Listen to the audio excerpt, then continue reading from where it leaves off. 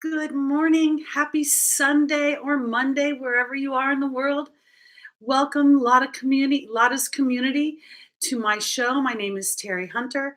I'm an angel therapy practitioner, and I'm here every Sunday morning to do readings. Basically, it's the angels giving you advice for how to traverse the um, the astrological transits of the week. And here's Lucky saying hello, everybody. He just loves to be on camera, but he wants to send you some love before we start. Okay, here we go. All right, so business at hand. We have good morning. Okay, good morning, AC. Good morning, Nikki. Good morning, Juan. Good morning, Martina. And of course, good morning, Small Wildflowers. Um, our last week we had, let me take this little note off of here.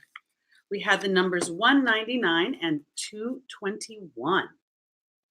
These, unfortunately, were not winners. And this game is getting, frankly, no fun, to be honest with you, because there are not enough winners. So we're going to just kind of change things up a little bit and surprise you folks every once in a while. We'll see how that plays out. Okay.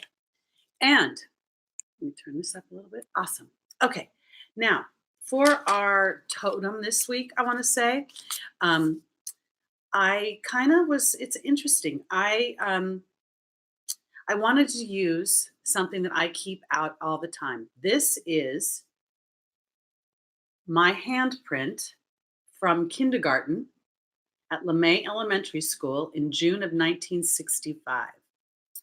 And I represents my inner child. So I want to say that for the totem this week, I want you guys to really think about your inner child and what he or she might want to experience, wanting to um, birth into this world. Because I want to say it this way: we have a new moon coming at the end of the week. I believe it's the 24th.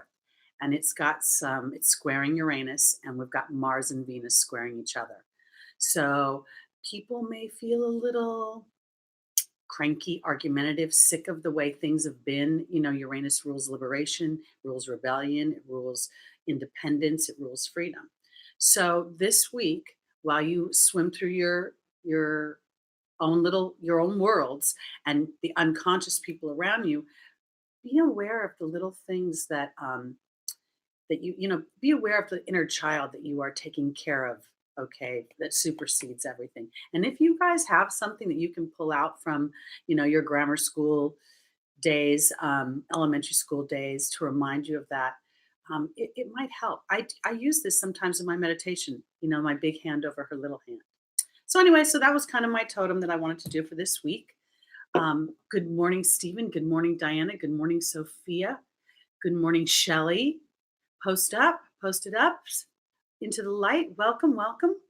Okay. So, oops, crunch. All right, let's go into our readings. We're going to start with Pisces as usual and move our way forward.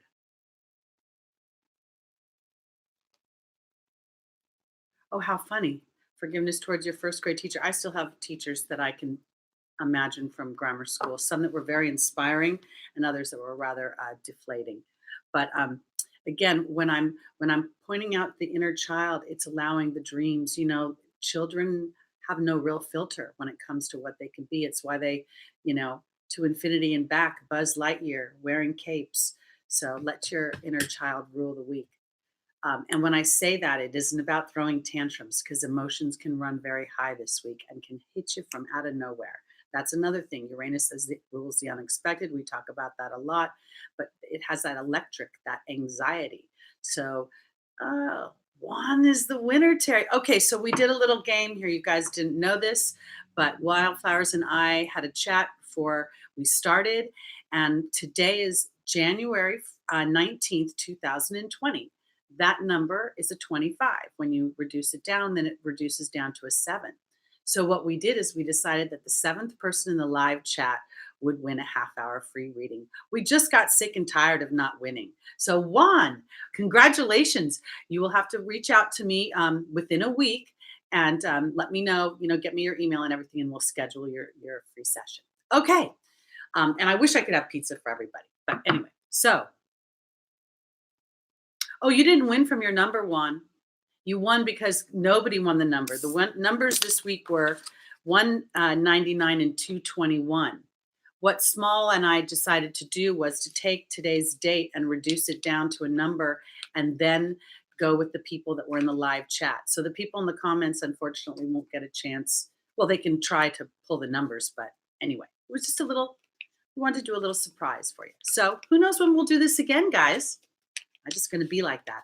I have Uranus in the fifth house of Leo, so that's what's up there. Good morning, Peter. Welcome. All right. Good morning, Erica Thomas, 888. Good morning, Cosmo Kid. I said hi to Into the Light. I said, okay, all right, here we go. All right. We're going to start with our Pisces rising sun, moon, and stelliums. Oops. Good morning, Jeanette. Good morning, Incognito 11. All right. All right, for our Pisces, our first angel is Rosetta. The second is Indriel. The third is Akasha. And the final is Athena. Okay. Good morning, oil painter. Yes, you do, Stephen. And Venus is in Pisces right now, as I believe. I have Venus in Virgo.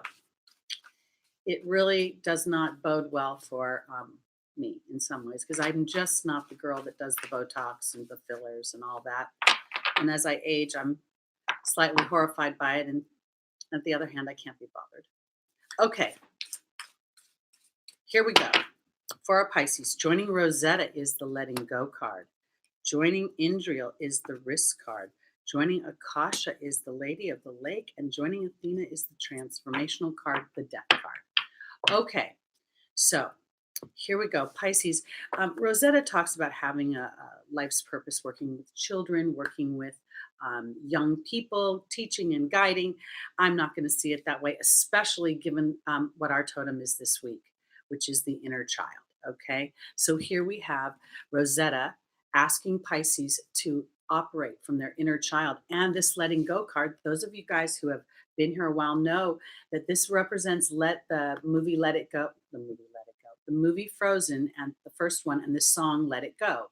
It's funny how some distance makes everything look small, and the fears that once controlled me can't get to me at all. It's time to see what I can do to test the limits to break through. No right, no wrong, no rules for me. That's what this is about, Pisces. There's no rules for you. And it's your time to start to really sit in the deeper truth of what you want. And I'm going to go to the final position because Athena is saying that it is safe for you lovingly assert yourself. And if there's going to be a transformation, you have to invite that transformation in. I recently have been really praying to be brave within my own life, to be brave to step to the next level of my own dreams and desires. And there's a conflict because with every step up, there's potentials for other people's opinions to come in, there's obstacles. And if I focus on that, I'm going to trip myself up, because I say this for a reason, Pisces. It's time to shine your light and risk it all. It's time to say, you know what? This is about me. This is my life. This is what I want. I can't, I'm not going to be serving anybody else if I don't follow that, because Akasha is the spiritual teacher. And here's the Lady of the Lake, which is about the courage just to stand in your truth. There's Excalibur, standing in your light. It is a time of great transformation. It's a time, this moon squaring, this new moon squaring Uranus, while it could be very challenging on some level, it can also offer great reward in willingness to be authentic in our truth. And that may feel rebellious to others. So I love using Stephen as my example because he shares so much information with us. So Stephen, you really want to be an astrology teacher, and you keep trying to be a teacher in another area. And I think that's why you're running into obstacles. So it might be time to surrender to the bigger picture, assert yourself to spirit, and say, I'm ready for this transformation. I'm ready to be brave today. Okay, so we are on Pisces, user 2 million, I think that is, or maybe 2 billion. I go backwards. I start on Pisces and work my way towards towards Aries. So that's how we go. No worries. Juan, you're our little winner. Okay, and then congratulations. Happy birthday to Small Wildflower's daughter. That's awesome.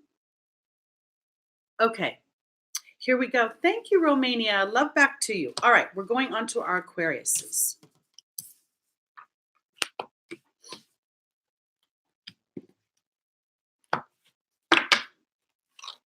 Okay. I believe that this moon is 4 degrees Aquarius, which is again like a double Uranus uh, kind of, because Uranus rules Aquarius. So again, I want to say this in general. Even if your mood stays sort of keel, even, then maybe other people around you might be unconsciously reacting to these dynamics. And so the best you can um, do for yourself is stay as conscious as possible. With Uranus, it's very challenging because things come up and they bite you out of nowhere. 26 going on 15. Well, that's fun. Talk about reverse aging. Okay, here we go, Aquarius.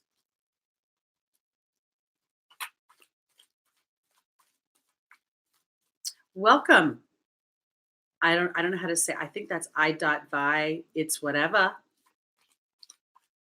Welcome, Tebow. Great to see you again. Welcome back. Wonder if Freddie's going to show back up this week. You guys were such a great audience with him last week. That was awesome. Thank you so much. All right, here we go. Aquarius. Aquarius, rising, moon, sun, and stelliums. Rochelle is our first angel. Ariel is our second. Our third is Vanessa. And the final is Archangel Uriel. Well, this just is apropos for the astrological dynamics of the week. And I'll explain that in a second. Okay.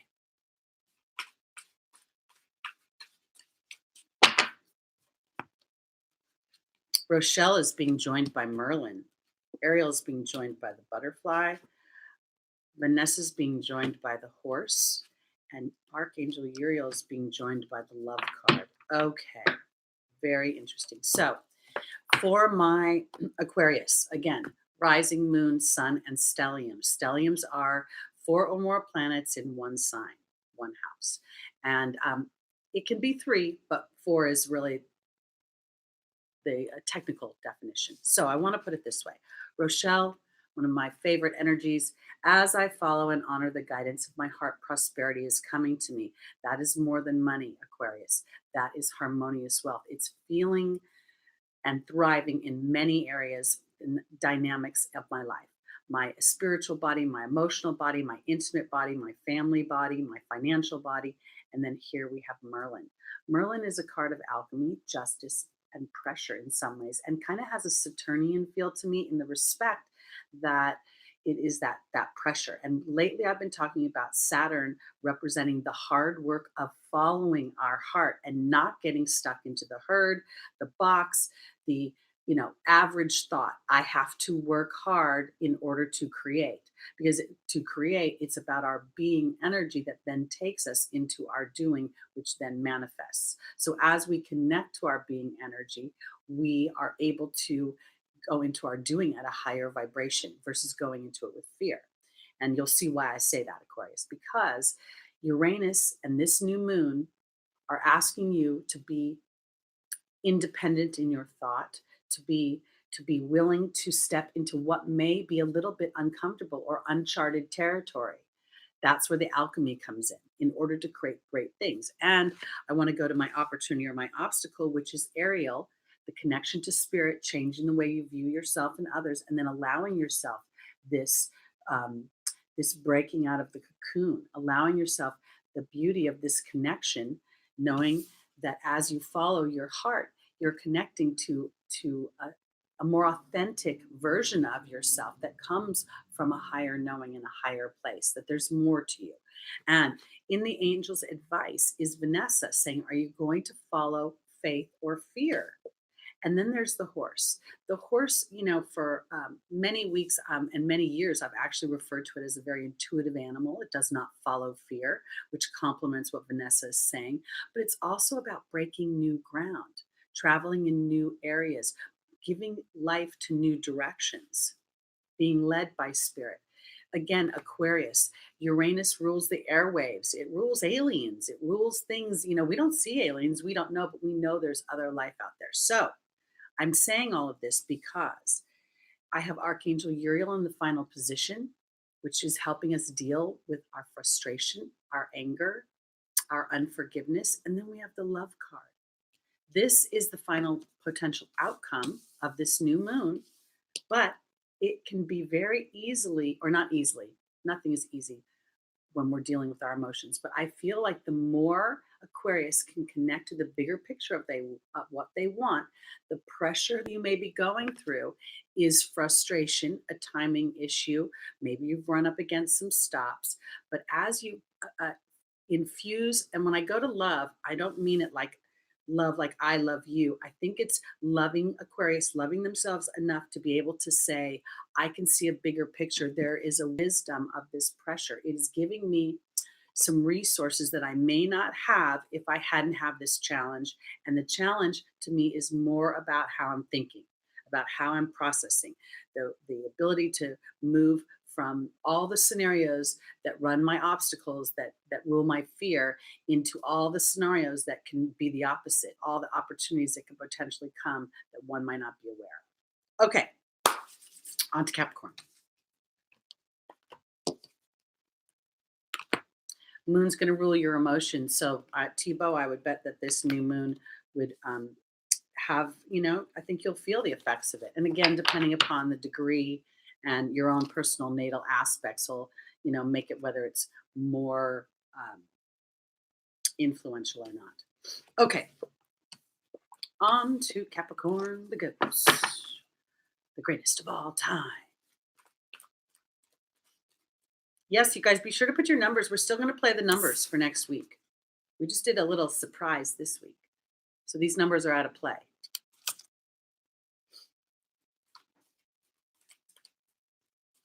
All right, we'll send your son special vibes, good vibes for today, Shelley, and all days, actually.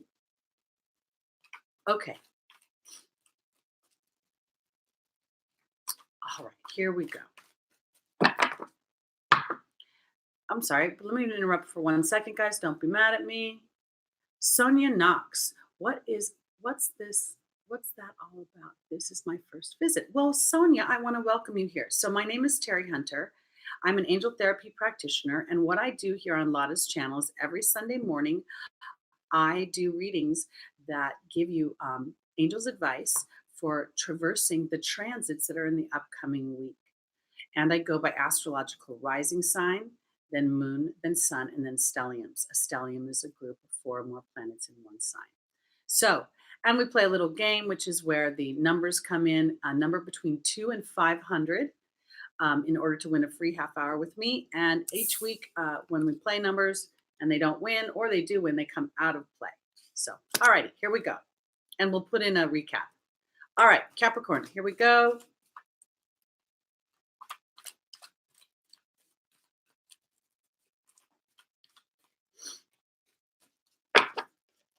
Capricorn rising, our first angel is Celeste. The second is Ray. The third is Fiona. And the final is Archangel Michael. Again, that's Capricorn rising, moon, sun, and stelliums. Welcome, Diane. Thank you so much for joining us. Welcome, Teresa. Wildflower the poet. We have another wildflower in the room. Welcome. Erica Thomas, I think I said hi to you. Good morning, Cynthia. Hope I didn't miss anybody. Did I say hi to Debbie? Hi, Debbie. Hi, Linda. Hi, Barbara. Okay. I think I said hi to Cynthia. All right, here we go. Capricorn, joining Celeste is the Lady of the Lake. Joining Ray is the Disruption card. Joining Fiona is the Frog. And joining Archangel Michael is the Restriction card. Okay. All right. So Celeste talks about a new home or a new place of employment ushering in new positive energy. And then we have the Lady of the Lake that represents uh, courage, absolute truth, self respect, responsibility. For my Capricorns, what I believe this is Celeste, for me, more often than not, is a shift in the way I think.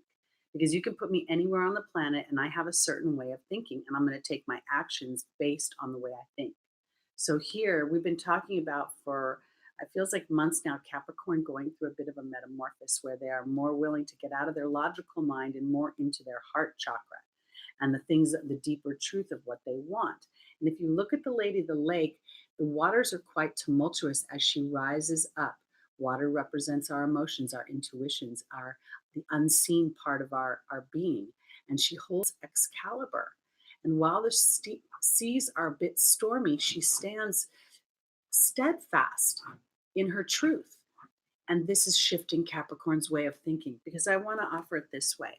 I think Capricorn is really wanting to been taking this stellium, this Pluto Saturn conjunction exact now, well, still pretty exact. It's been very challenging, but I feel like it's about removing the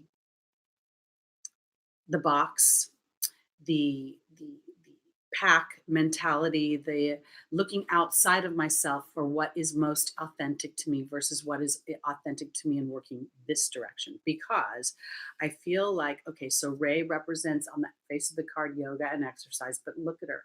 She's in a meditative position. She is using her power chakra is connected out through her third eye, and it's flanked by the green and the blue stripe, which is my heart and my throat chakra. Capricorn, it's a time to meditate, and it's a time to meditate about what is this disruption within your heart offering you, because it's offering you a deeper truth. And it may be a little bit challenging to go through this practical, logical side of yourself that is saying this table is so solid, but the table is really a bunch of dense molecules that are vibrating at the same level, which makes it appear solid. Because in the angel's advice, there's a cleansing being offered. And Fiona is saying, now that you've asked God and the angels for help through your meditations, be open to the disruption that actually moves the story forward. It actually cleans up some illusions that are no longer serving you, because it's a time, and this is interesting because the restriction card for me is Saturn. And Saturn is uh, right now for me, what Saturn is asking me to do for my Capricorns is take a pause to reevaluate how to stand more courageously in what is authentic to me and what I want. I tend to think that sometimes Capricorn gets this rap for not being that emotional because they're logical, because they see things. And I appreciate, oh, do I appreciate Capricorn mind? I really do. There's a part of me, my Venus is at 10 degrees in Virgo. And I think that's why I've always been attracted to Capricorns. But I've also been frustrated sometimes by their logic and their practicality.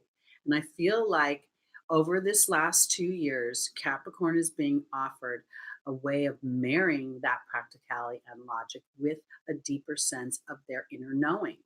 And so that has, in some ways, created disruption, but it offers you great opportunity as you surrender to it. And what I'm saying is surrendering to a new chapter of greater authenticity and standing in what brings you your truth, your enjoyment, your essence, I guess is the word I want to use, the truth of who you are. Okay, let's go on to our Sagittariuses.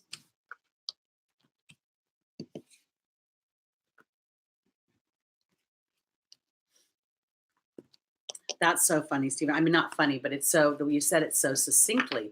And my sun and my Mars are conjunct in the seventh house. They're a few degrees apart.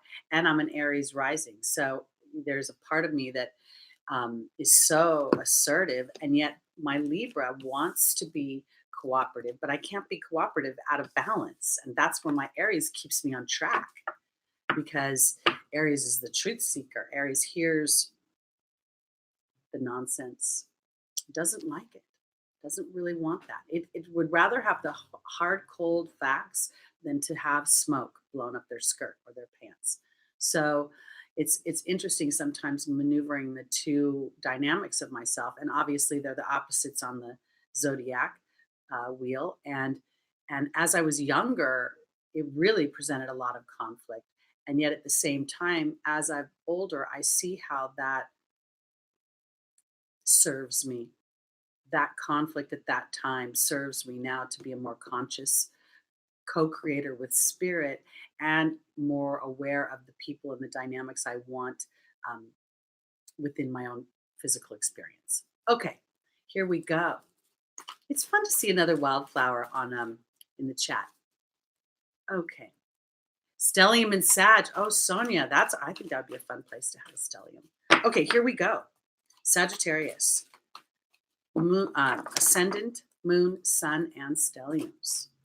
Welcome, Fly Birdie.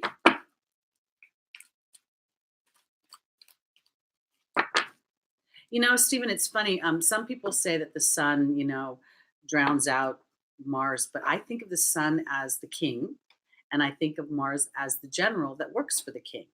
So to me, they're cooperative with one another.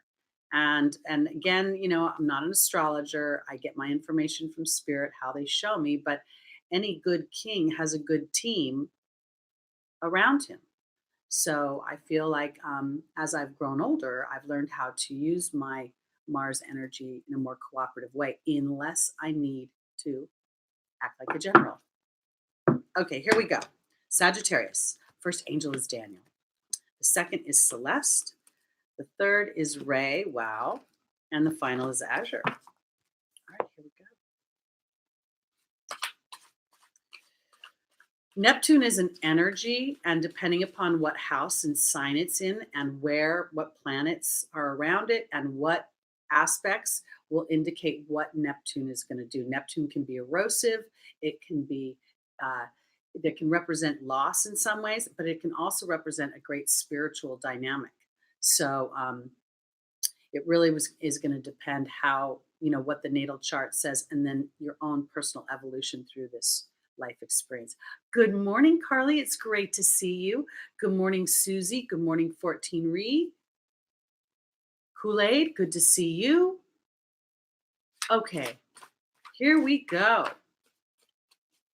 We're on Sagittarius, guys. Joining Daniel is the cow. Joining Celeste is the wasp. Joining Ray is the love card. And joining Azure is the dragon. Okay. All right, so Sagittarius. Obviously, the potential of this audience could be very big. Many of you are going to be married, many of you are going to be single, and some of you are going to be somewhere in between. And Daniel represents the angel of marriage. He says, I am the angel of marriage. I'm assisting you with a partner now. And then we have the cow. The cow is about abundance. It's about asking and receiving. It's about nourishment. Now, Daniel, while he is the angel of marriage, one of the biggest dynamics he brings to the table is asking you to reflect on your history in love, specifically in love. And I feel like in many ways, there is requiring Sagittarius, because in my opportunity, my obstacle, we have Celeste and we have the wasp. And the wasp is a very challenging energy. It's anger, frustration, it's retaliation, stingy. And then we have Celeste.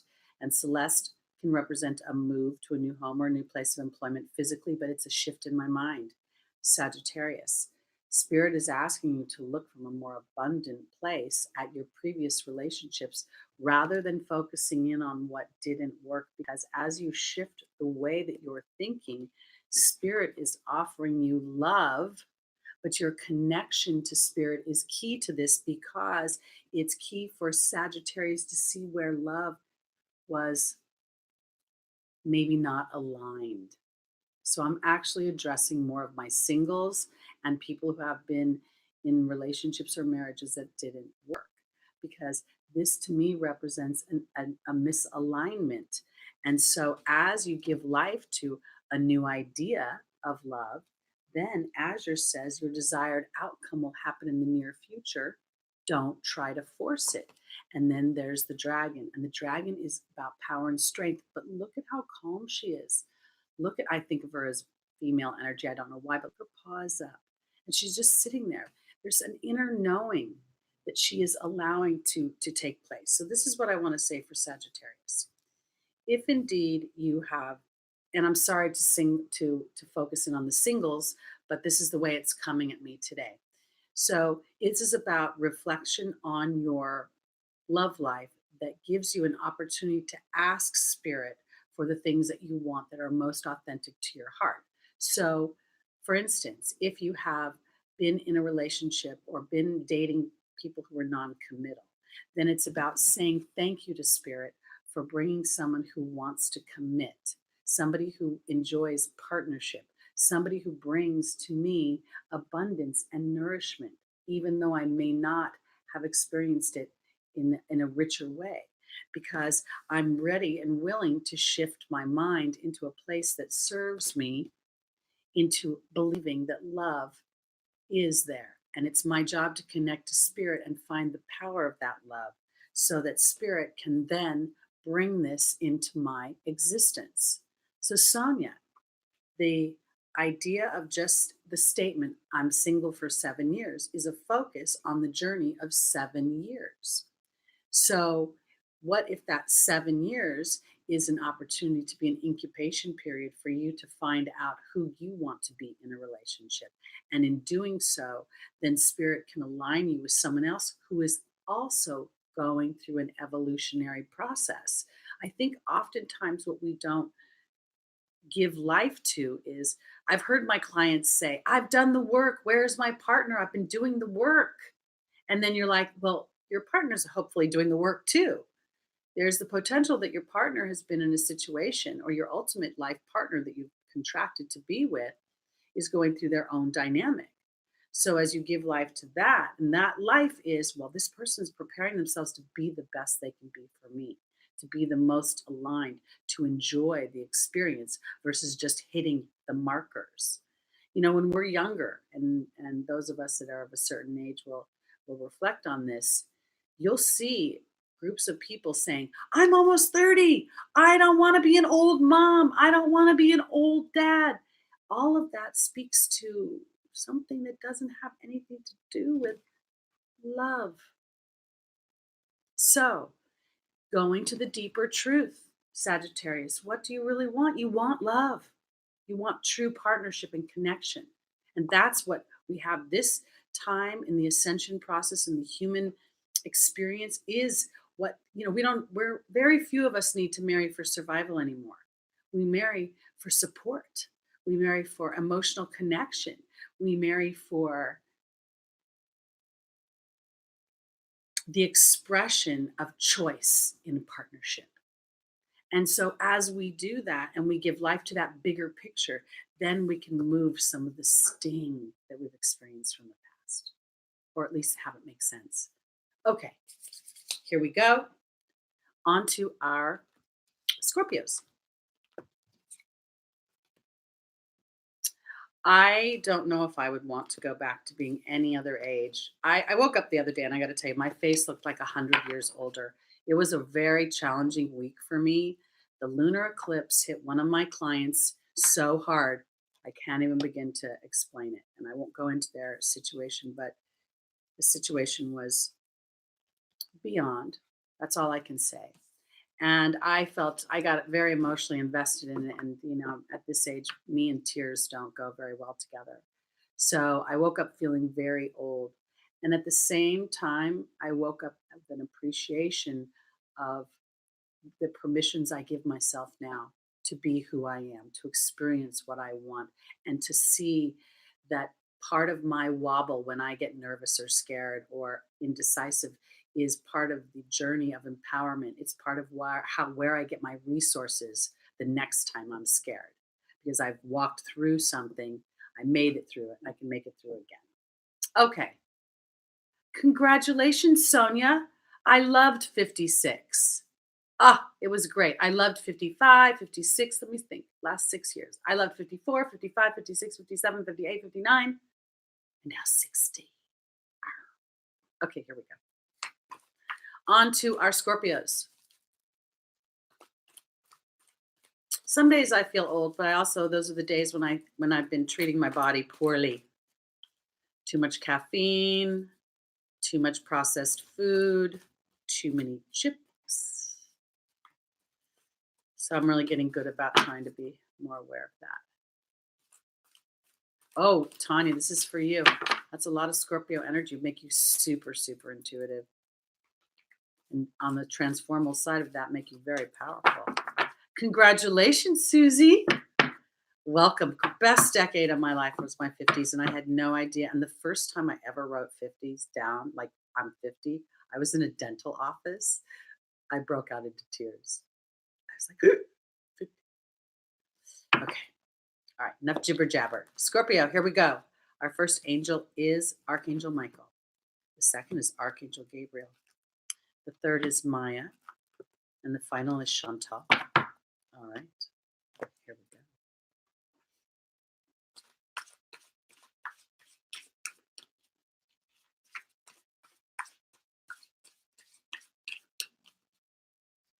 Again, everybody, we're on Scorpio, Moon, Scorpio ascendant, Moon, Sun, and stelliums. Archangel Michael is being joined by the novice.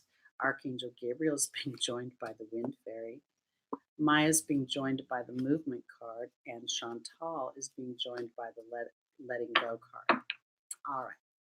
So Archangel Michael represents courage in this particular deck. He's also the great protector, but it's the courage to make the changes that you want, the courage to start to give life to a bigger picture.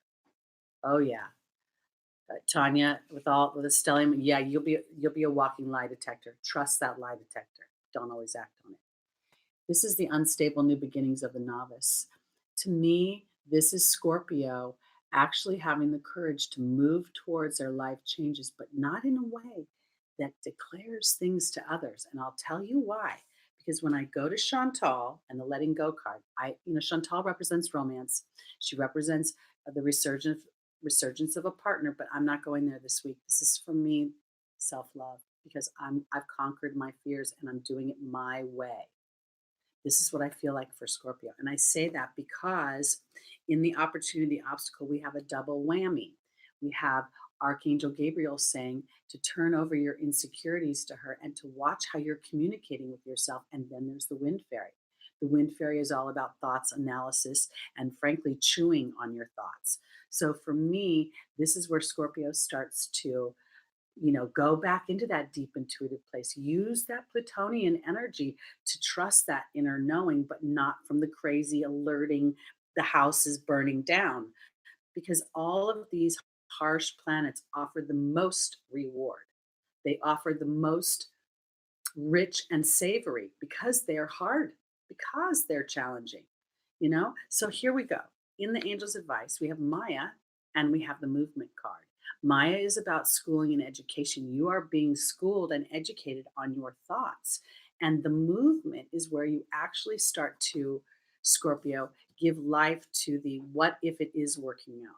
What if what I've been afraid of? What if what I've doubted? What if what I've had trepidation about is really more about this sort of dynamic of giving me this new beginning where I'm sitting on a stronger platform? I'm doing things my way. Again, I want to remind you guys the letting go card, I did every single spiritual release thing from the time I was 17 years old until I was 40 something. And then I just gave up because I said to Spirit, I cannot throw a rock and release my childhood. I cannot burn a bush or burn a piece of paper and it all just disappear. It doesn't do this for me. So Spirit said, then reconcile it. And it started to empower me. And then this became the song from Frozen, Let It Go. It's funny how some distance makes everything look small, and the fears that once controlled me can't get to me at all. This is why Scorpio starts to fall in love with themselves again and gives themselves even more courage to start this unstable new beginning, skill without practice. and in some ways, um, a naive, and I want to say this in the most highest vibration. The naivete comes from the innocence of believing you can only win rather than looking at where you can lose. Okay, that was it for Scorpio. On to Libra.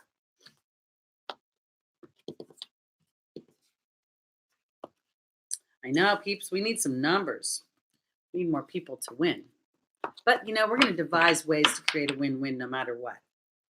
So,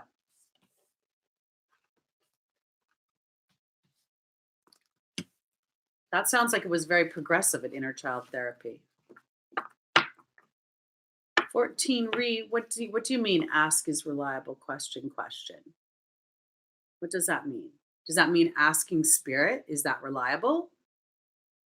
Because I want to offer it this way. The being energy with which we ask spirit is very powerful in our manifestation, because most people start off like, please, God, please help me.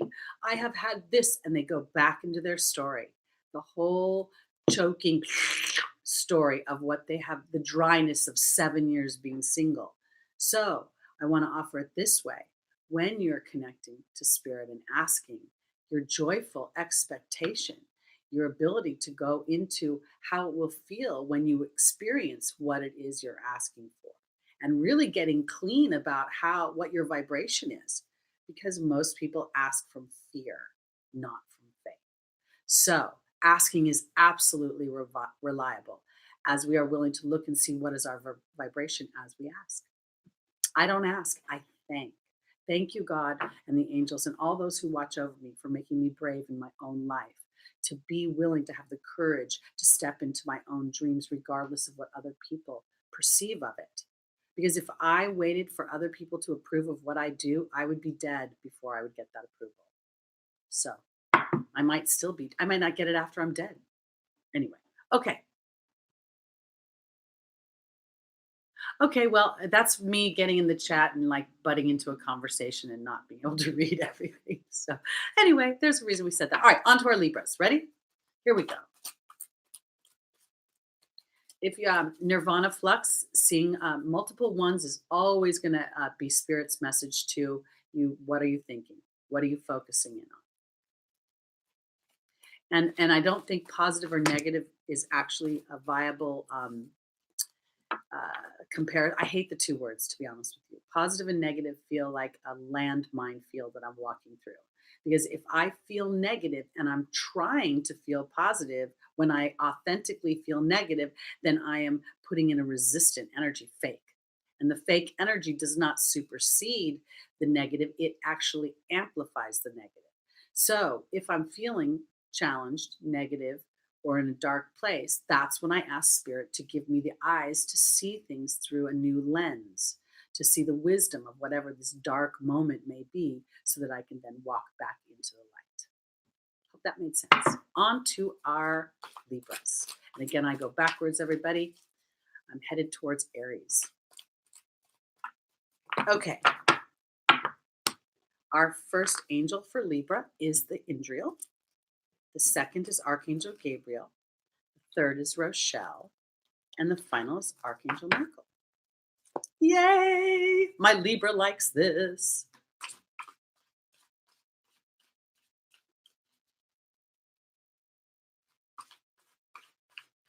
All right, here we go.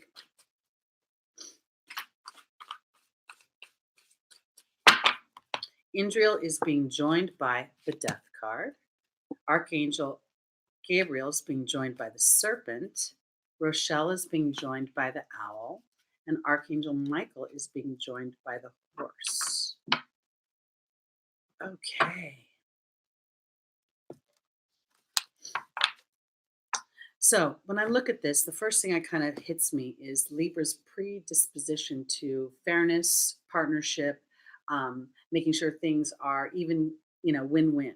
Because in the foundational position is the light worker card. right? We have this. And when I say this, I believe we are all light workers, even those of us that don't know it, because we are essentially light beings. And the more conscious we are of that light, the more we can shine our individuality out onto the world, which is what the death card is about. And I say this because I'm going to jump to the fourth position for Libra. I feel like in some ways, this is about Libra allowing themselves to go in a new direction that's focused in on what they want versus what might be the more cooperative decision. Libra's so cooperative, so just, represents, the legal system, all sorts of fairness. And sometimes we don't see the wisdom or the fairness in allowing ourselves the privilege of our own wants and desires. So this is Archangel Michael saying, be courageous in carving a new path for yourself and allow for this transformation, because in many ways your light will be able to shine more brightly, which is then an invitation to others. Because in my opportunity or my obstacle is Archangel Gabriel again. This is about turning over your insecurities to her, and it's about talk. I would, initially when this deck was created, the internet was not quite as crazy as it is now. So talking about communications was a different dynamic. Everything we do is communications now. Everything, our devices, etc. So this is about self-talk to me and the insecurities I have when I contemplate the whole story, as Libra will do. And sometimes we'll make moves or we will want things that may not always be as palatable to the whole. And that's where I feel like this is an opportunity as you turn over your communications, Libra, to spirit to shed a skin that then will allow for healing and the knowledge within your heart that will, because here's Rochelle, as you honor and follow the guidance of your heart. And then we have the owl. The owl is that contemplative side, the back and forth. But I feel like as you get courageous to carve a new path for yourself, that will then allow others to, I don't want to say jump on your bandwagon, but I want to say start to contemplate, well, what do I want? And sometimes we initially think that if we put our wants and desires ahead of the desires of others, especially in our partnerships, that it's going to create this chasm, this disconnect. When I think it's actually the other way, because as we start to allow for ourselves to go with our wants and desires, if for some reason my partner or the people around me get in a wobble, they can, I'm not focused on their wobble or their, I'm going to say wobble, for my happiness, because I have an idea of what I want for me. So it helps me stay in stable ground when others may not be. I hope that made sense. Because again, remember, we have this moon, this new moon that is squaring Uranus. People getting unexpected anger, frustration, people wanting to be rebellious, people kind of in some ways having like this, this idea of themselves that sits underneath. And then all of a sudden, out of nowhere, you're just like, I can't take it anymore. That so there could be unexpected blow ups. It might even come, Libra might even feel that way a little bit. But my point is that as you're giving life to what is truest for you, then it gives you the courage to not have to defend yourself. And in not having to defend yourself, it just gives you even another new path of thought, a new path of a new vein of possibility. Okay, here we go. I'm going on to my Virgos. Susie, sometimes being in hermit mode, especially with Saturn and Pluto being conjunct and all of this kind of challenging energy. Jupiter was sitting on top of K2, aka the South Node. South Node is also, again, sort of like Neptune, a very spiritual point, but also an erosive point, a point of excretion. So Jupiter can expand the excretion.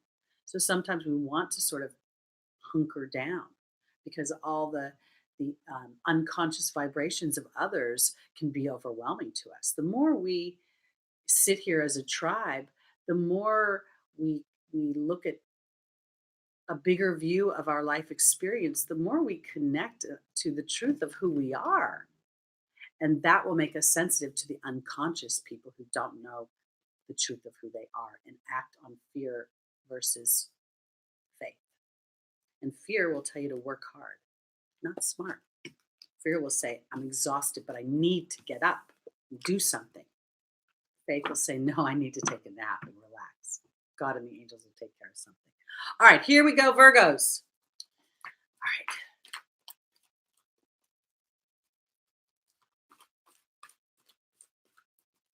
Every once in a while, I see my first grade my first grade report card, and I got lots of grades, good grades for being smart. But I always had Teri talks too much in class.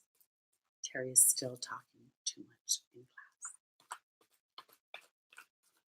class. Okay, here we go, Virgo.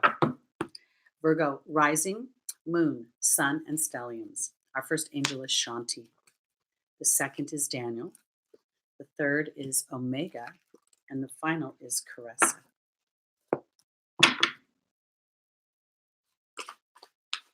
Bye, Sonia. Thanks for coming. Hope you can come back again. Have a great week. All right. Shanti is being joined by the letting go card. Daniel is being joined by the protection card. Omega is being joined by the dragon. And Caressa is being joined by the butterfly. Wow, Virgo, this is really, really cool. Shanti is the angel of peace. She offers tranquility and a smoother road ahead. And then here we have the letting go card. Now, we've talked about this. It's not about letting anything go to feel that peace. It's about writing the story your way. It's about how, again, I hate to repeat myself, but I know a lot of you just go to your timestamps, okay? So that's why I do this. This card will always represent the movie Frozen and that song Let It Go, and how distance makes fear diminish, how it gives me sight, and how Elsa went up that mountain to write her own story. She was tired of being suppressed, tired of falling in line with other people's fear-based ideas of what her magic could do. So here, Virgo, is a little bit about getting out of your mercurial head and allowing yourself peace of mind as you go your own direction. And I say this, I'm going to go to the final position because Caressa and the butterfly are offering a new chapter of happiness as you go through this metamorphosis. And the metamorphosis is really, Virgo, sixth house, the house of slavery, employment, the house of hidden enemies. There's a lot within that house that can be very anchored in the human experience. And it's time to take it a little bit beyond that because Daniel here in the protection card. I said Archangel Michael because of the protection card.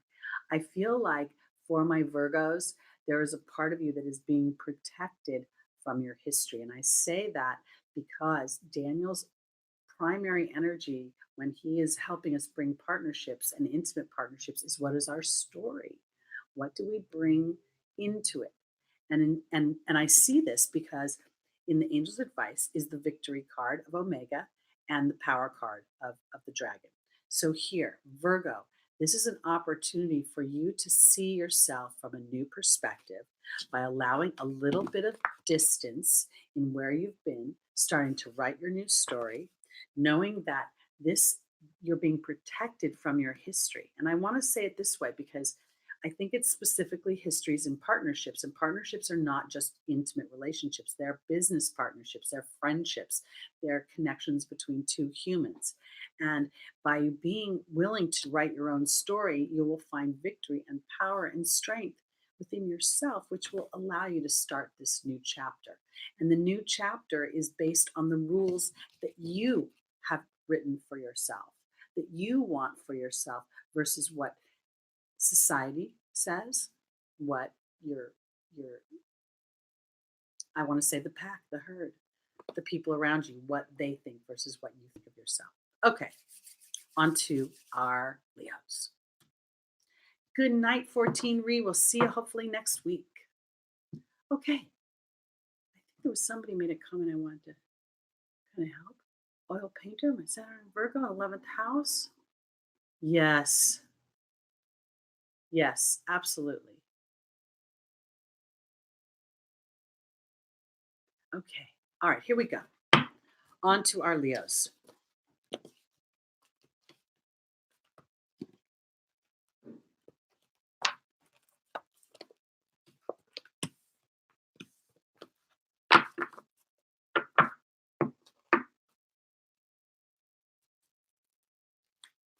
I have a few of those I can think about too. This one teacher that I had in second grade, and she used to have eczema, although I didn't know it was eczema. And she would read books and she would click her heels off and pick the calluses off of her feet. It was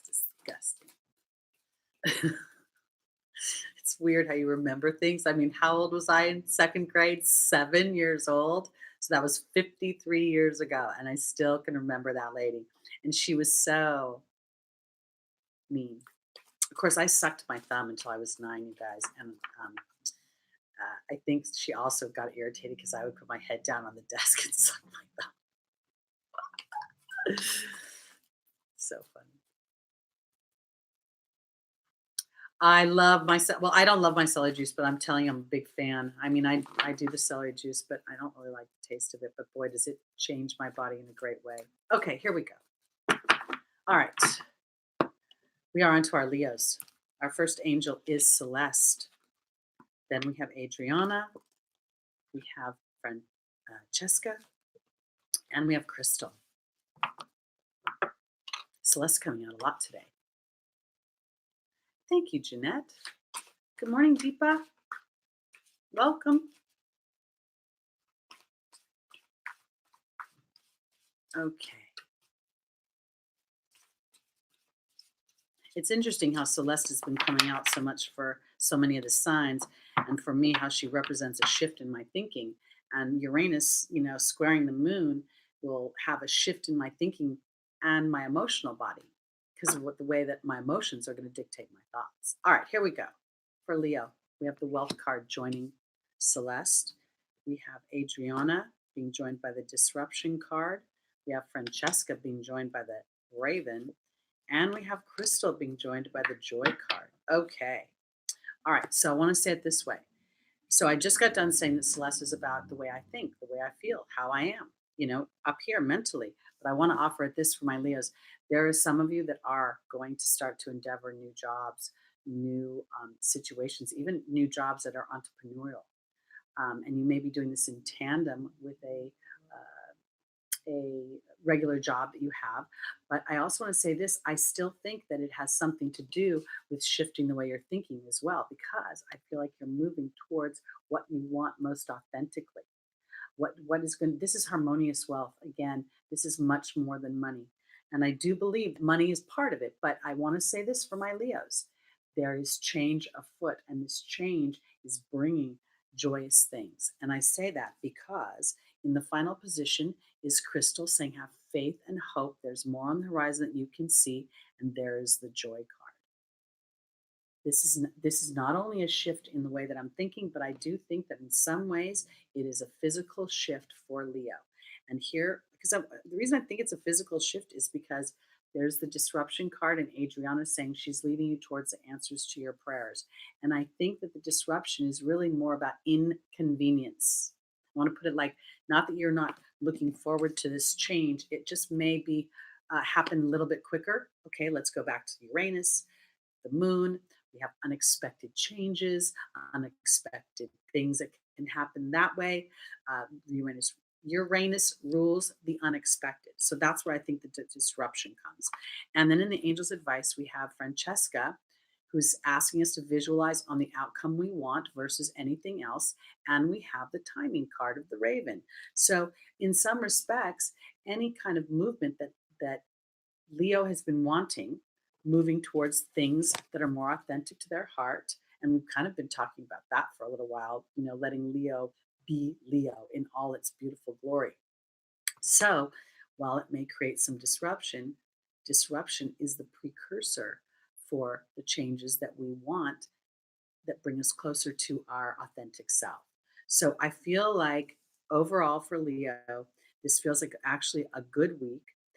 I do want to say that overall, still be mindful of other people's emotions. If you know somebody is particularly reactive, you may want to not engage unless you feel in a very patient place. Okay, that's one thing I want to say. But overall, I feel like there's changes afoot that are bringing in new positive energy that are more authentic to Leo's um, deepest truths, deepest.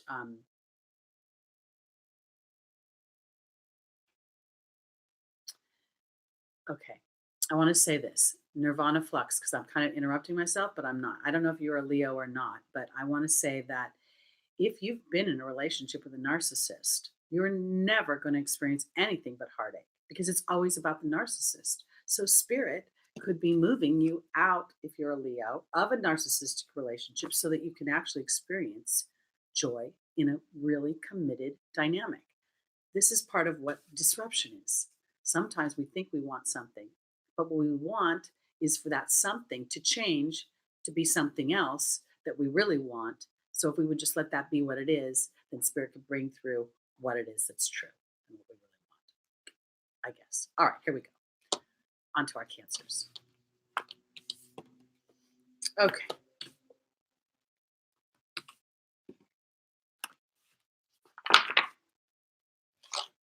Capricorn moon is a little bit challenging, because Saturn is restricting emotion and making it fear based and doubtful and insecure. So, but again, you want to look at the aspects because not every Capricorn moon is going to be that way.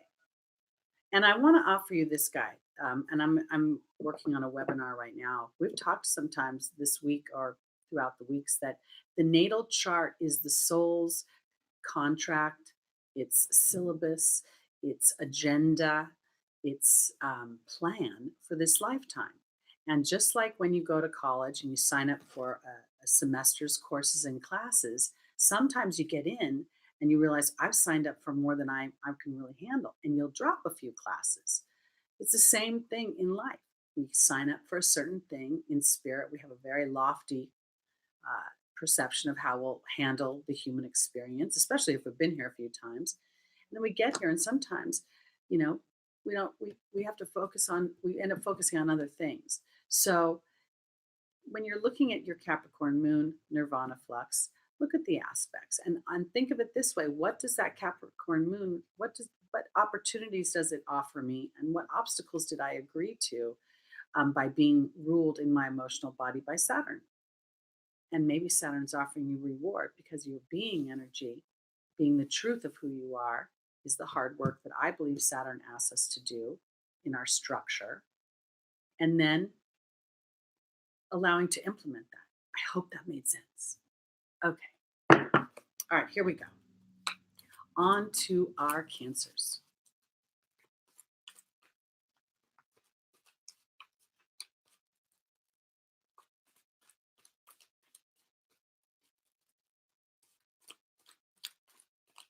Okay. Here is our first angel is Isabella for Cancer. The second is Grace and Antoinette. The third is Rochelle. And the final is Adriana.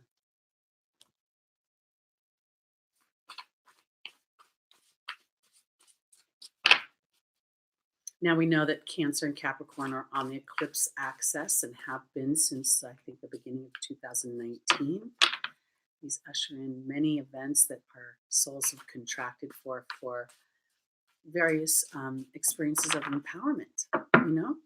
So Isabella is being joined by the restriction card. Grace and Antoinette is being joined by the Wind Fairy. Rochelle's being joined by Merlin, and Adriana's being joined by the Earth Fairy. Interesting. So Isabella says, yes, the timing is right for this new venture. A positive outcome follows your happy outcome follows your positive expectation. And then we have the restriction card. Okay, I want to put it this way. Sometimes when things happen and changes happen in our lives, we can't see the wisdom. They just feel like they're hitting us like a tsunami. And I feel like there's a little bit of what the restriction card is. If indeed, so we talked about this new moon. This new moon is again squaring Uranus. We've got Mars and Venus squaring each other. This can make things a little combative. It can make us feel, anxious and angry and impatient. And I feel like on some level for my cancers, this restriction card is talking more about a pause to the yes. That yes, things are happening, but they're still in a gestation period. And part of Cancer's job, and I'm going to go to the final position, is to be able to see that Adriana is leading you towards the prayers, towards the answers to your prayers, and the Earth Fairy is offering a new footing to start on, a new foundation. So there are things that are happening, but there's a part of Cancer that your job right now is not to go into action, it's to believe a bigger story. Because I think Cancer's getting a little bit bunched up in their thoughts, and it's a time for compassion as your thoughts run your fears. Um, I mean, your fears run your thoughts. I'm sorry, I said that backwards. Because in the angel's advice, Rochelle is asking you to go back into your heart and to follow the deeper guidance of your heart. And right now, I think that's hard for you, Cancer. I think you're feeling a lot of pressure. I think you're a little bit stuck in the 3D world and what maybe these eclipses have ushered into your lives. And I feel like while there is still, you still can see the deeper truth of what you want to experience, life may have been throwing you a few curveballs lately, and you're starting to feel like, your curveballs have gone into dodgeball and you're constantly like trying to not get hit. So I feel like allowing yourself the pause, allowing yourself the privilege of trusting Isabella, and then going into a place of a little bit like going into your cocoon or going into your little crab shell for a few minutes and allowing yourself some rest and finding a compassionate place in your heart for your own running of scenarios, because it's hard, it's very challenging to go from your head to your heart because the head is just so loud and the heart speaks in a subtle way. But part of this is giving you an opportunity to transform that. So here is Adriana leading you to a new beginning in attitude, a new beginning in the physical experience, and a new beginning in the way that you're treating your body as well. I think that's very important, but we'll go more into that in a bit. Okay, meaning I think it's more emotional body that then will kind of resonate into your physical body. So take care of yourselves. Okay, guys, here we go on to our Geminis.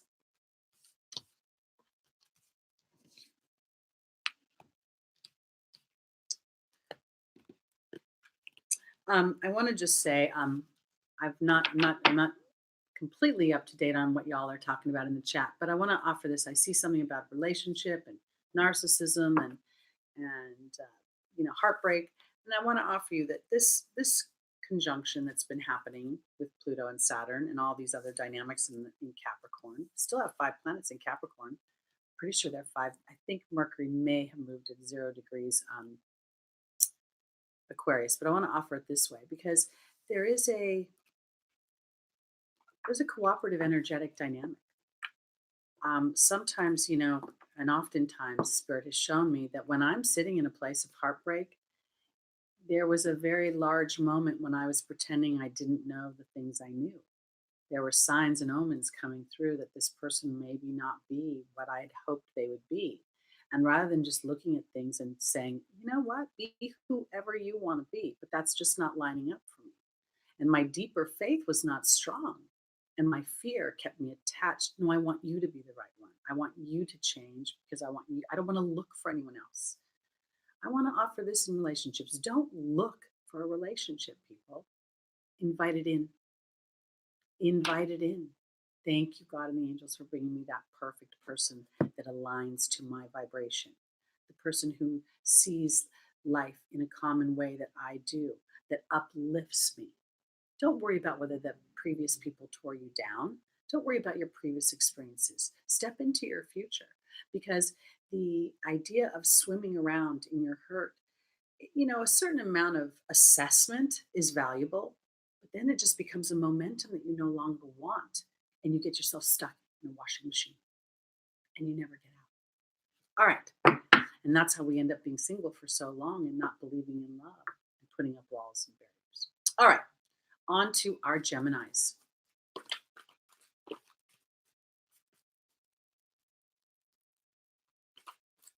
Again, I appreciate user 2 million. I think that's what that is, maybe 2 billion. Finding your purpose, again, on some level, I think we all have purpose in just giving ourselves permission to be our authentic selves. And sometimes that authentic self is confused and indecisive. Sometimes we're banging around on the highway of our lives, going in between lanes and really not getting anywhere, sort of like being on the 405 freeway at 5 o'clock here in Los Angeles. You're not going to get anywhere. You can change lanes all day long and you're not going to get anywhere. So I want to offer it this way as we start to go past the obstacles and start to see the highway clearing, see spirit using those obstacles to save us from some of the things that we bigger pictures that we don't want to see. So again, I'm going to say, when you're running up against something and you feel like you're banging your head against a wall, or you feel like you're being in the same relationship and it's a different face, or you're going around the same relationship arguing about the same dynamic, ask yourself, what am I pretending not to know? Because the truth will set you free. Okay, guys, here we go.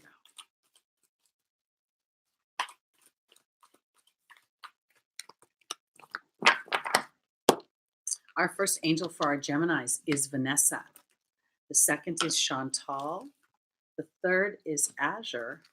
And the final is Serafina. Well, that's good. Welcome, Val from New York. Good to see you. Hi, Divine Guidance. Hello, Lion. 211777. I think I said hi to Tanya. I think I did to everybody. Okay, here we go.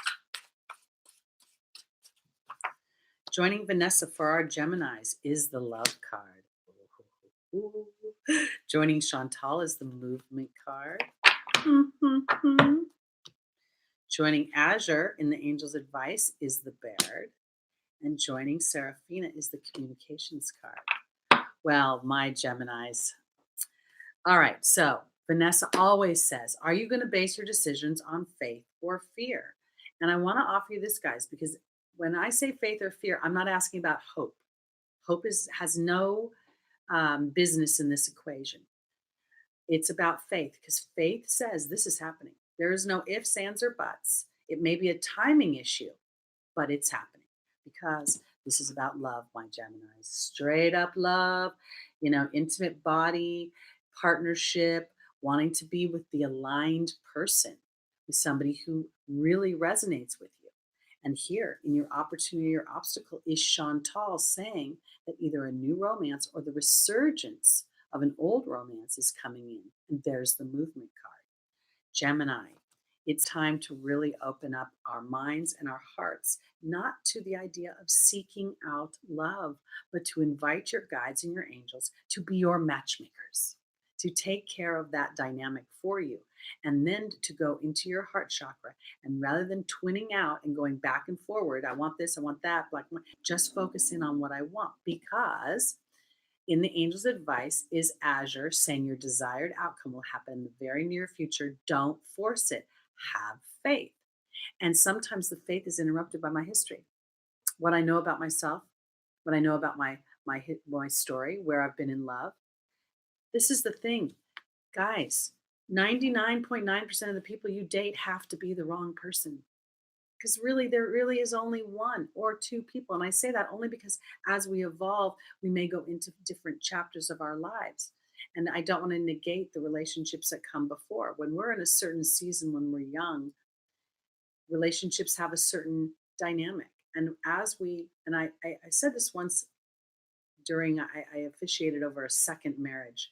And I said, the second time you go into a marriage, you know what marriage is. The first time you go in with this naive, romanticized, movie dynamic. Second time it's different. The second time you kind of know where the potential pitfalls could be. So what I'm trying to say for my Geminis is that focus in on what you really love and want and know Spirit's bringing to you, because in the final position is the Communications card and Serafina saying that there is a happy change coming to your family. So here is the Love card and Vanessa, Gemini, be faithful in love, and then speak to yourself as if the change has already happened, because there is movement and it's coming from Spirit. And your job is to sit in faithful anticipation of it.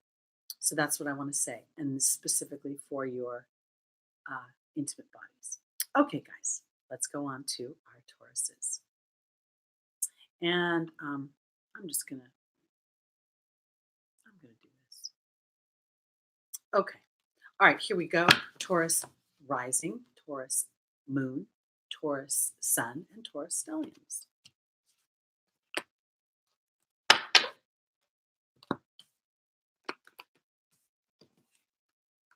Okay. Um, uh, those of you Tauruses who know zero about astrology, New York Val, you have a very significant planet traveling through Taurus for the next now 6, 7 years, which is Uranus. And Uranus, as we've been talking about today, is represents freedom, liberation. It represents um, electricity. It represents anxiety, divorce, the airwaves, things that fly. It represents things that are aliens. Um, when Uranus transits a house, it brings in liberation. It brings in freedom. It brings in independence. It brings in unexpected changes sometimes. But I think they're unexpected because we're not paying attention to the vibration that we've been calling for. So, um, being born in May 20th, you're a late born Taurian.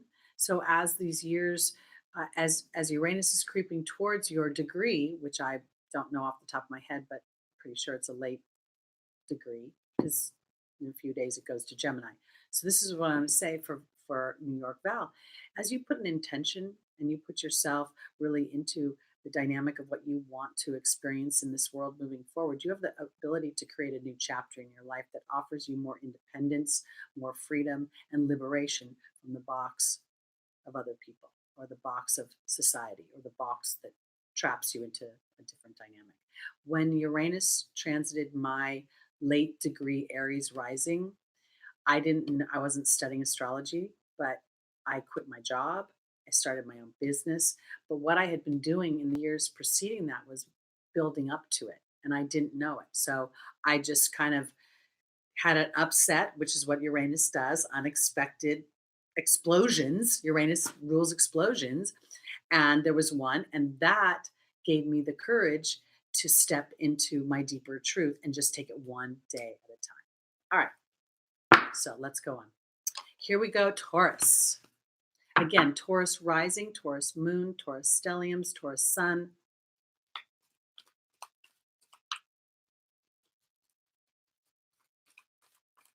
Okay.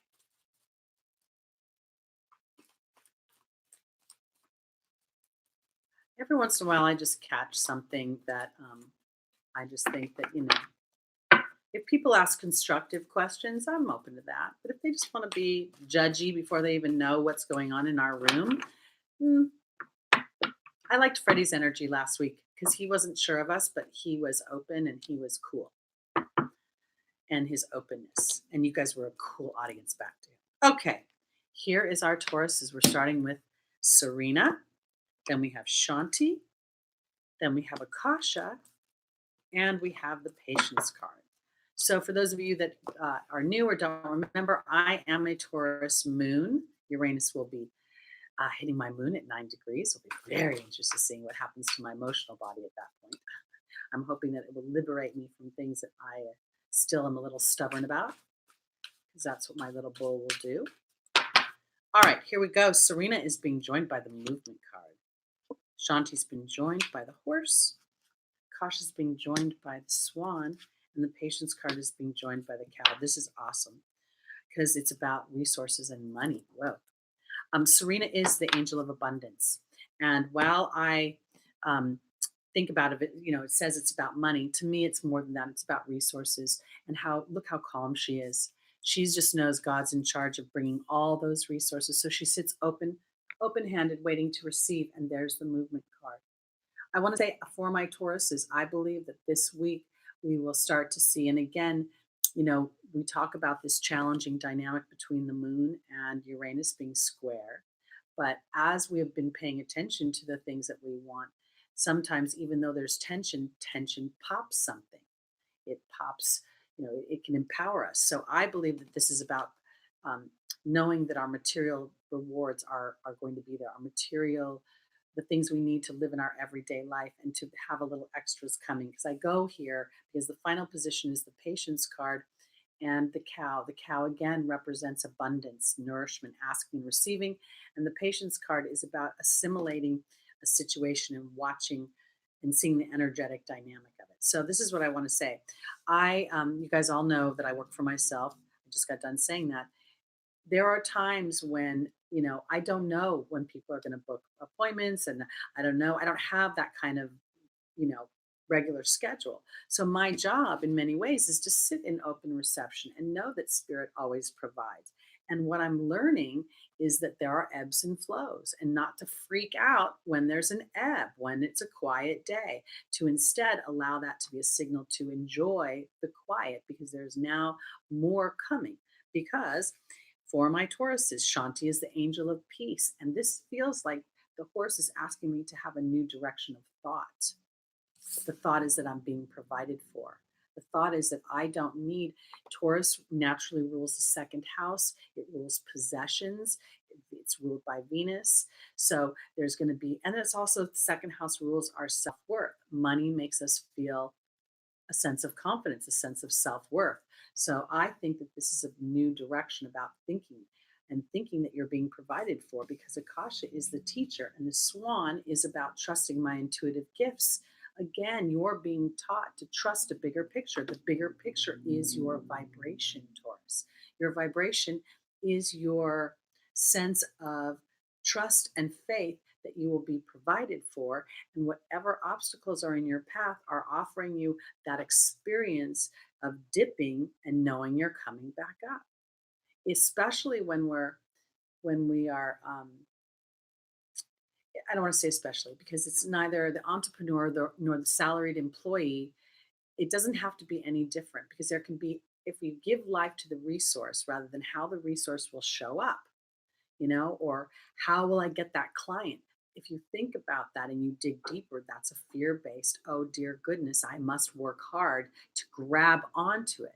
Spirit is saying the opposite. Spirit is saying, no, no, no, just sit in reception. Thank you, Spirit, for bringing me all the clients I need, all the resources that I need to move my story forward, and to whatever end that may be for you. Because this is where you will know that you're constantly being taken care of. Ask and it is given, and you will be nourished and you will be abundant. All right. And I want to say this because as Taurus, as this year has gotten, we've gotten Pluto and Saturn have gotten closer and closer, and now the exact is off. Saturn's moved a couple degrees, Pluto moved another degree. And so what ended up happening is now they're squaring my natal sun. So I'm aware of this restrictive feeling I have inside, and it's been really important for me to find neutrality. It's almost as if I'm aware of a little anxiety. I'm aware of a little of my trepidation rather than doubt. So rather than trying to fix that and push myself into something I can't, I surrender, thanking God and the angels for giving me experiences to know that I'm abundant. And then I find a place to put myself in neutral. A few weeks ago, we talked about I play word finder. I also color and things like that. So for my Tauruses, as you sit in reception and are literally carving a new way of thinking that's going to bring you more peace, allow yourself the privilege of finding a place of neutrality. And that neutrality is not trying to always sit in meditation, because sometimes trying to quiet the mind actually stokes those thoughts. So I think sometimes going for a walk, allowing yourself the privilege of spending time in nature and putting your feet, your Taurus earth feet, in the grass will help anchor that. And then being conscious and thanking angels for giving you signs and omens that your abundance is being handled, that they're on the case. Okay. All right, here we go on our final sign, Aries, rising sun, moon, and stelliums. Welcome, Frosty21. Did I say hi to Michelle? Welcome, welcome. I think I got to everybody else. I used to work a lot of different jobs, but when I did that, it was always because I was just trying to avoid family gatherings. Sorry, I have to work on Christmas. Sorry, I have to work on Thanksgiving. Sorry. Oh, watch what I'm doing, you guys. Not paying attention. Putting the angel cards in the wrong deck. Okay, here we go. All right, so Mars rules Aries. Aries and, I'm sorry, Mars and Venus are squaring in addition to the moon and Uranus. So we have male energy, female energy. We have things going on. Again, this is only a couple of days, but the new moon does set a tone for the month ahead. So as we are conscious, as we are willing to be, I guess I want to say this, maybe sometimes in knowing that these transits are happening, if other people in our lives are acting squirrely, which is what I'm really expecting, then our lack of reaction will probably serve us. So, doing our best to be conscious. Welcome, Krista from the UK. Okay, here we go. On to our Aries. This will be our final sign for today. And while I shuffle, I just want to remind you all that my name is Teri Hunter. I'm an angel therapy practitioner. And if you'd like to book a reading with me, the information will be put below. But I'm on Lada's website, www.astrolada.com, under the reader's menu. You can always find me that way. And we're here every Sunday morning at 11 o'clock Pacific time with messages from your angels. Okay, Aries. Our first angel is Bridget. The second is Chantal. The third is Omega. And the final is Akasha. No, Teresa, nobody won. The number was 199 and 221. But we did do a little surprise, and we decided, Small Wildflowers and I, that we would take the date today and reduce that date down to its purest number, which was a 7. And the 7th person who commented once the show started was Juan, and he won a free half hour.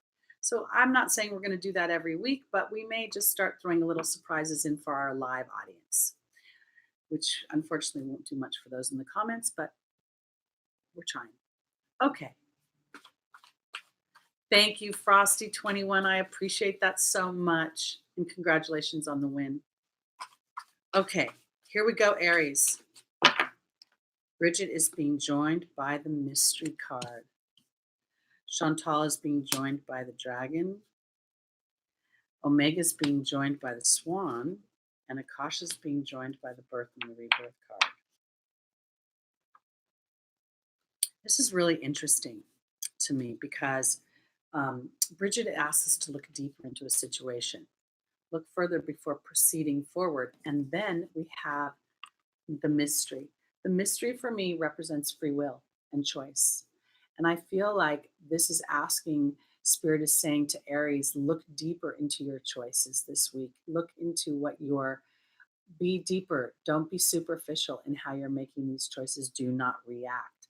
Because, and I'm going to go to the final position here, Akasha is the spiritual teacher, and we have a birth and a rebirth card here. And I believe that this is not necessarily about Aries being a teacher, but about something that you have to learn, and it offers you a rebirth. And what I feel like you have to learn is, again, I'm gonna pose the question: what are you pretending not to know, Aries? That is a question Spirit said to me when I was in a relationship with someone who was so incredibly unaligned to me, someone who was so bunched up in rules and routine, and I'm very spontaneous. So to me, it was like I was basing that relationship. I was pushing for a relationship with a man who was materially successful, and I did not trust my own ability to create at the time. So this is where I believe that Spirit is saying, really look deeper into your choices, Aries. Make sure they're aligned to what you truly, truly want, because you're being offered a new beginning, a rebirth. And here we have Chantal and the dragon and the opportunity of the obstacle.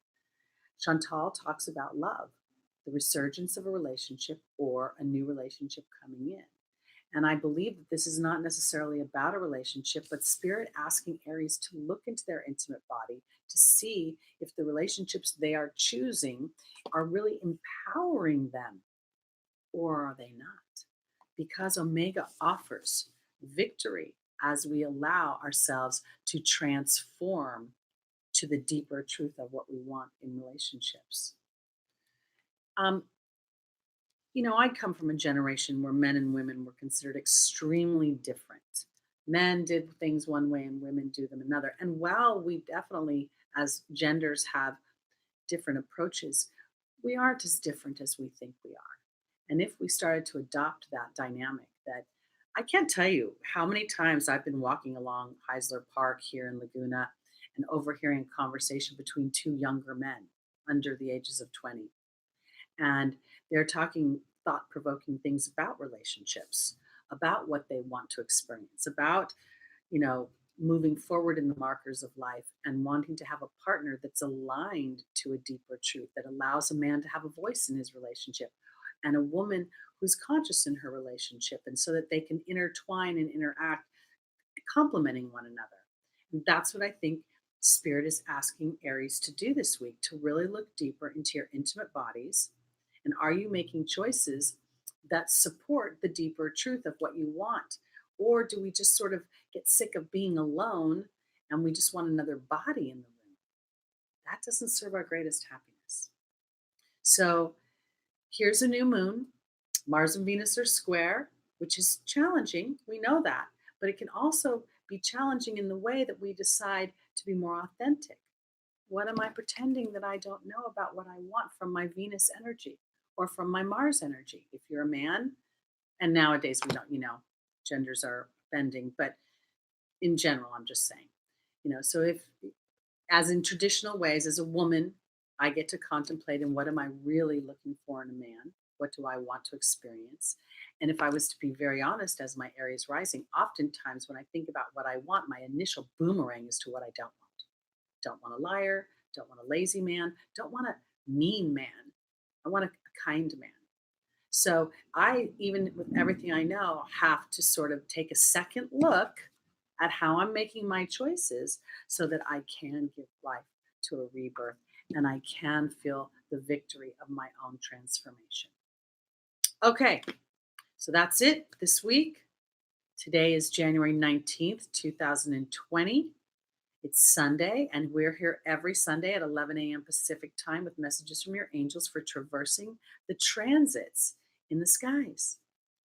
So I want to appreciate all of you for being here and always appreciate Small Wildflowers for being the greatest partner in crime, greatest moderator. She's such a loving, warm energy bringing into the room. I want to thank you guys all for being here and being so wonderful and accepting and open-hearted. And come back next week. We'll do it again. And then we'll do it again. And we'll do it again. And we'll do it again. And hopefully I'll have some fun things coming up on Lada's channel for you guys with some more learning we can do and working with the laws of attraction. So put your number in for next week between 2 and 500 for a potential to win a half-hour free reading with me. And one, I think you need to give me a call or contact me. If you're in the United States, you can text me. But if you're international, please email me. Information will be put in the below over the course of the next few hours. And for those of you that have been putting timestamps in for us, thank you so much. I appreciate that. Makes Small Wildflowers' job easier. Okay, guys, have a wonderful week. And remember, take care of the inner child because he or she needs you to hold fast for their dreams. All right. Namaste, everybody. Sending love to you.